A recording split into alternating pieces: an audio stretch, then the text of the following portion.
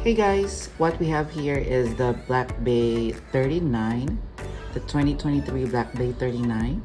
And this is the one with the 5-link bracelet on the T-Fit clasp. So I got this yesterday and this is very fresh. I would have gotten one a day earlier, but I had a bad experience at a local AD. Here in the Philippines are two groups carrying the Tudor and the Rolex lines. One starts with the W, the company that starts with the W, and the other one starts with the L. Normally, I prefer the company that starts with the L because I've had several transactions with them at their different branches, different watches, different watch brands. The SAs are very nice. In this particular store, the SA is of course nice as usual. However, during the transaction is where I had a problem. At this store, I was looking at the Blackbay 36 on the 5-link bracelet, all steel, and they said that it is okay for purchase. Now, as they were swiping my card, because the card is new, there had to be some clarifications with the bank. So the bank is working on that. And while that was being done, the other SAs were actually like preparing the watch for, a bracelet adjustment, preparing the boxes, the cards, etc. And then all of a sudden a call came and the SA all of a sudden told me that, I can't purchase the watch as it is for exhibit only, as is with the BB54 and all the other sports models. I found that to be very odd because had I used another card, I would have purchased the watch already before that call came in. And what would happen? Will they call me back and have the watch returned? So, a lot of questions there. But yeah, that's the experience. This is with the L group, the company that starts with the L. So what I did is the next day, which was yesterday, I went to a different AD and under the same company, different store, different location. I called them up. I asked if items are available for purchase, and lo and behold, I was able to get this watch. So I don't know what happened there, but yeah, that's a bad experience. Now going to the good and like a review of this watch, a quick review. As you can see, this watch is very reminiscent of the case of the Rolex State Just. So yeah, let's get into it. I'll be posting the specs of the watch and get that out of the way, and get on with the things that I noticed right away after having to wear this watch just a few hours. As per usual, here are the specs. Feel free to pause it to read it. Number one, this watch is heavy.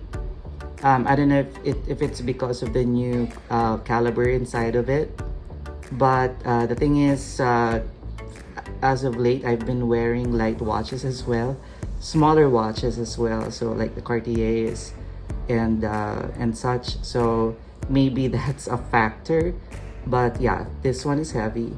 Number two, though I love they call this a 5-link bracelet, but let's be honest, it's a Jubilee bracelet.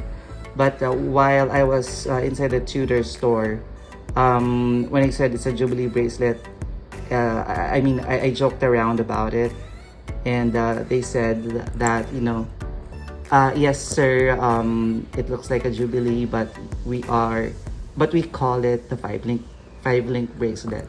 So we will honor that, and we will when inside the Tudor store, we will respect and follow the branding guidelines, of course.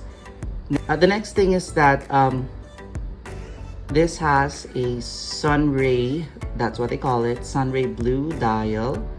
But basically, it's like a sunburst dial of the Rolexes. Again, when I said that, It's just like the sunburst dial, but you know, the SAs of Tudor, they of course they are instructed to call it, you know, and to go by the branding guidelines, which is it's called the sunray dial. So yeah, it, you know, this is way better than the previous iterations of the blue bay, I mean the black bay 36 in blue, or black bay 41 all still in blue, as that those previous iterations had like a matte dial, but this one has a very beautiful cooler, cool, like, you know, in temperature, and cool, like really cool sunray blue dial. Now what I love about this watch is that the improvements, the crown stem doesn't stick out anymore. They remove that black thing, that annoying black stem that sticks out in the previous Blackbays.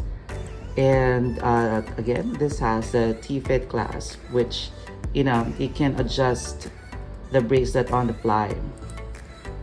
So good things. It is very reminiscent of you know, a Rolex Datejust 41, I guess, and or Datejust 2.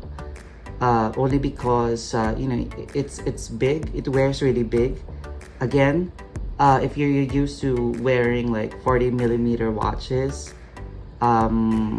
it wouldn't be an issue for you. I'm not saying it's an issue for me, but for me, having worn like smaller watches as of recent, it takes a little getting used to going back to this a size that's, you know, 39 or more than 36 or 38 for that matter. So yeah, love the bracelet. However, what I noticed is that the difference of this from the Jubilee of the Datejusts is that it lacks the taper, and when it comes to the clasp, of course this is a better clasp in terms of, you know, there's that lock right there. But the thing is, it's really wide. At first it did bother me, but you know, after a while of wearing it, you won't notice it anymore. Yeah. So what I love about this watch is also this has the mix of, you know, is it sporty, is it dressy, is it flashy, is it subtle? All of it, it is this watch. It is all of those things. So yeah, it is a very versatile watch. So I guess it's, you know, a watch that can be your daily beater. So this is what it looks like on my sub 6-inch wrist. So some may say that it's a tad bit big for me. However, yeah, I've been missing a big watch. Maybe this, I'll pretend this is my 40mm watch. And yeah, I love the way it wears, I love the way it looks. So there you go. Let me know if you have questions and I'll try to answer them. Thank you.